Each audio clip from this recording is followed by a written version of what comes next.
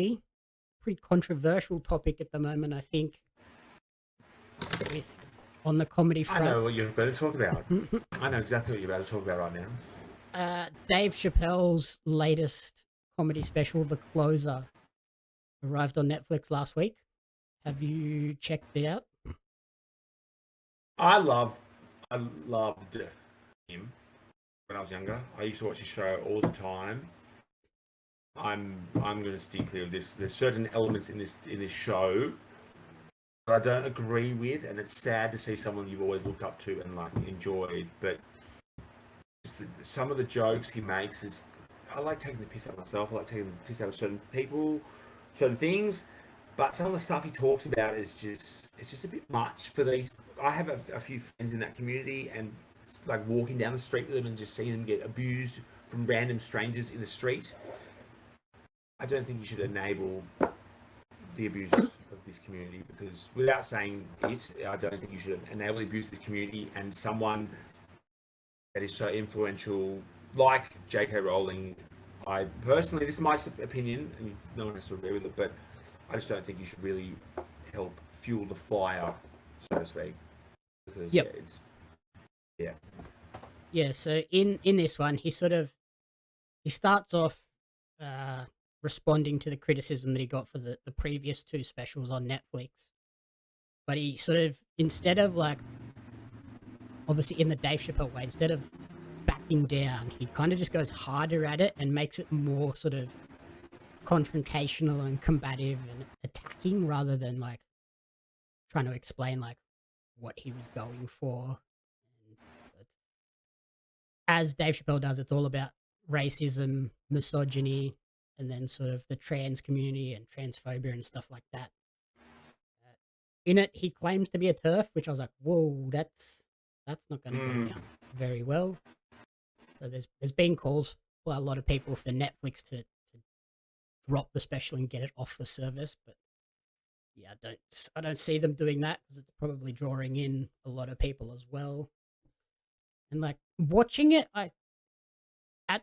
watching it at the time, you kind of like, oh, this is a bit rough. And at the end, you can sort of see the angle that he's trying to go for, and like he's trying to sort of say that, yeah, a lot of different people face prejudice, and we all need to sort of look at that and realize, hey, this isn't right. We need to lift everyone up.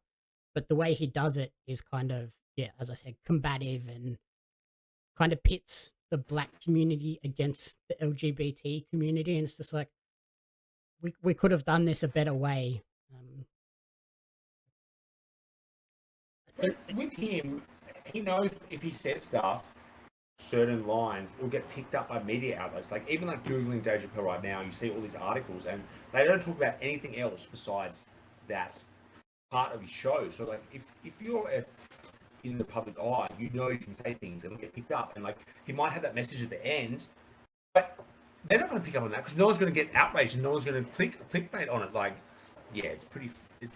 I think he knows what he's doing and he's trying to get views from it, but he could have approached it in a better way if he actually cared. And that's without watching it, that's my views from what I've read. yeah, like it's sort of very much in the Dave Chappelle way of trying to be controversial for the sake of being controversial as a character. So I think if we can separate the art from the artist, it might be a bit better. But yeah, just because he's done it multiple times, I think that's where people are finding it hard to make that separation. He does take shots at sort of everybody, but obviously the trans jokes are the ones that have sort of resonated the most with people. I think it's just him trying to be offensive for the sake of it. I don't think there's malice behind it, but that's hard to like know if you don't know the person on a personal level. Like, you can just take it at face value. It seems pretty malicious. If you go into these specials knowing that that's what you're gonna get from him, I think that makes it a little bit easier to watch. You just need to go in knowing, hey, I'm probably going to laugh at moments. I'm going to cringe. There might even be moments where I'm doing both at the same time. But yeah, he said that he's not going to make any more LGBT jokes. Like in the special, he says this is the last last time I'm going to talk about this community.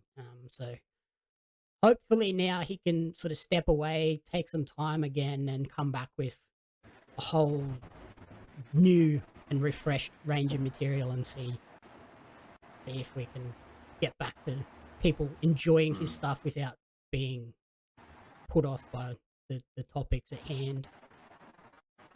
But yeah, I enjoyed the comedy special, but yeah, there obviously were moments where I was like, "Oh, hang on, this isn't great."